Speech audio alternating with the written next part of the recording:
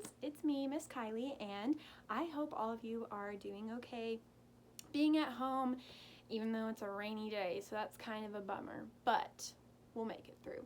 Today, we are going to talk about garbage. And the reason we're talking about garbage is because we are learning about our neighborhoods. Remember, those are the places that we live, our communities.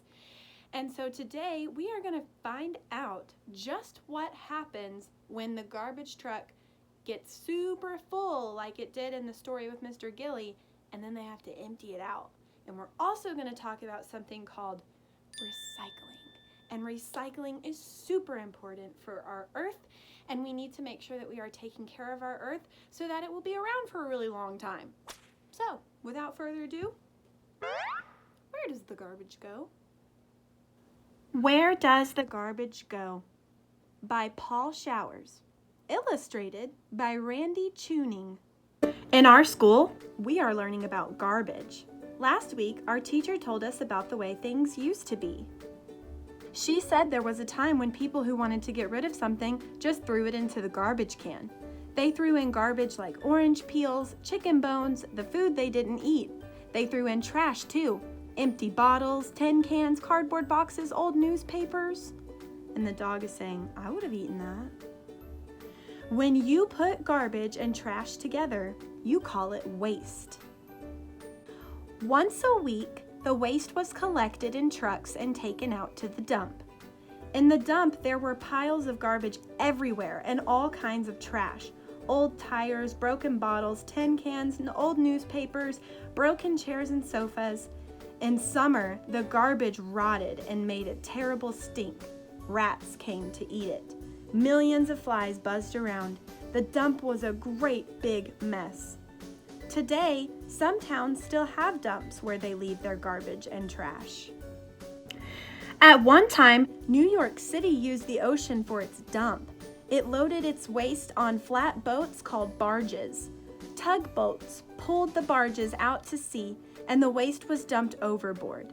Most of the trash sank, but some of it floated. Often it floated up to the beaches where people were swimming. Ugh, yuck. New York City doesn't throw its waste in the ocean anymore. It has a special kind of dump called a landfill. Other cities have landfills too. Our town has one, and our class went out and looked at it. A landfill is a busy place.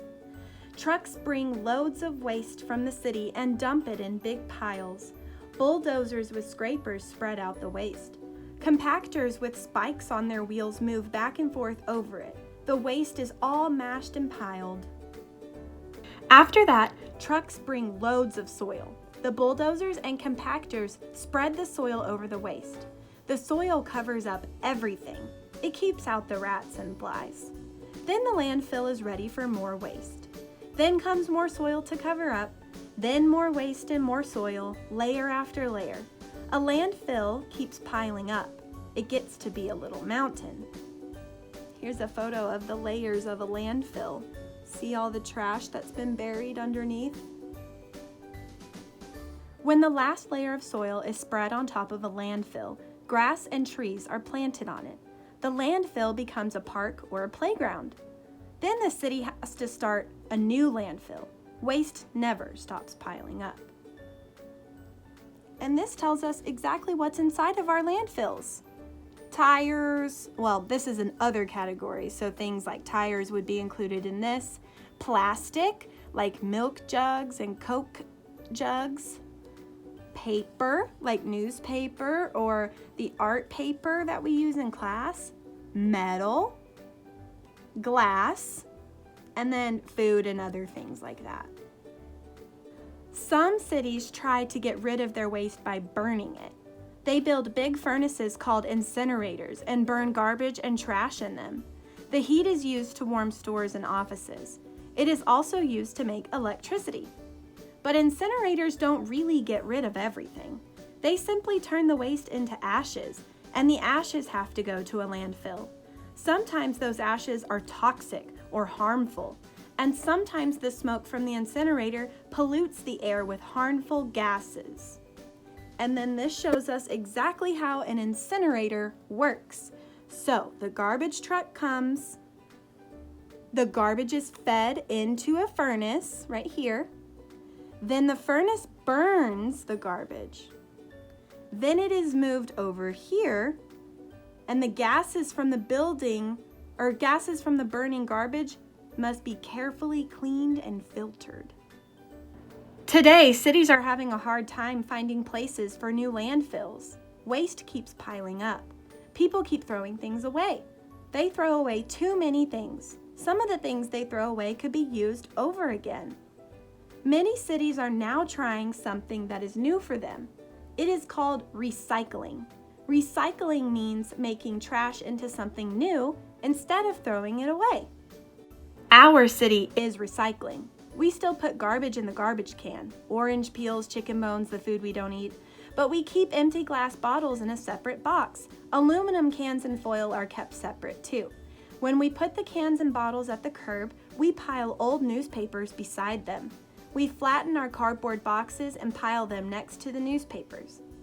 When the garbage truck comes, it picks up only the garbage and takes it out to the landfill.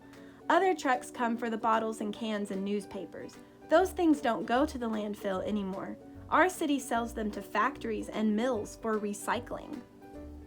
Paper mills chop up old newspapers and then turn them into new paper. Aluminum factories take aluminum cans and foil and melt them to make new cans and rolls of foil. Glass bottles are ground up and melted to make new glass bottles and jars. Even plastic can be recycled. Plastic factories chop it up and turn it into things like flower pots and park benches. Our teacher says recycling is a good start, but we must do more. We must stop making so much waste. We must stop throwing so many things away. We need to find ways to use things over and over again. That's what we have done at home. We used to bring our groceries home in paper and plastic bags. When we emptied the bags, we threw them in the garbage can. When we did that, we were just making more waste to pile up in the landfill. We have stopped doing that. Now we use string bags. They hang on the kitchen doorknob. When we go to the supermarket, we take our string bags and put our groceries in them. We never throw away our string bags. They are strong and hold a lot of groceries. We use them over and over again. The end.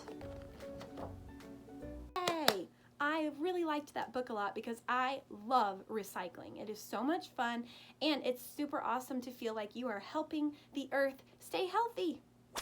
Mr. Luke and I recycle all the time. So I'm going to show you exactly what our recycling bin looks like that we keep inside of our garage. So this is where we keep our recycling bin. It's right next to our door.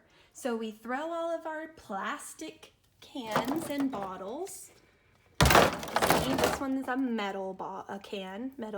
Mr. Luke's energy drinks, because you know, he's tired all the time. I don't know. And then we also keep the boxes that we are going to recycle behind it. So when the trash truck comes, we put these underneath this green bucket right here.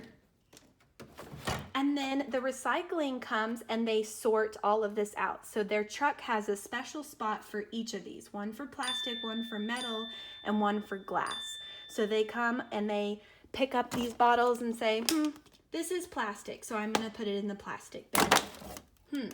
This one is metal, so I'm gonna put it with the metal things. And this is just one small way that you can help our environment by recycling. I was kind of brainstorming maybe one way we could recycle in our classroom when we go back to school. And I think one really great way to recycle in our classroom is to color on the front and the back of pieces of paper. Instead of just coloring on the front and then throwing it away or taking it home, you can color on the front and the back. That way you get 2 pieces of paper in one, and you're keeping the environment safe. If you're ever drinking a Coke or eating something out of a can or even taking a toy out of a box, if you see this symbol on your object that you have, so your cup, your can, your box, if this symbol is on there, that means that you can recycle it. You can recycle it. That's okay. I brought an example to show you because sometimes it's hard to find that little sign on your cans and your cups and plastic and stuff. So this is a Gatorade.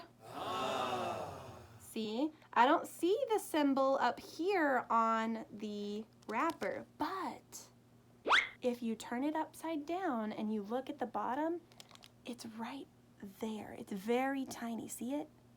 There's that symbol. So that means that since I'm finished drinking this Gatorade, I can put it in my green recycling box. That's all I had for today. I hope you guys had fun learning about landfills and recycling and how important it is to take care of our earth for our communities to be healthy. I miss you all. I love you all. I'm wishing you well every day, and I will see you next time. Bye, friends.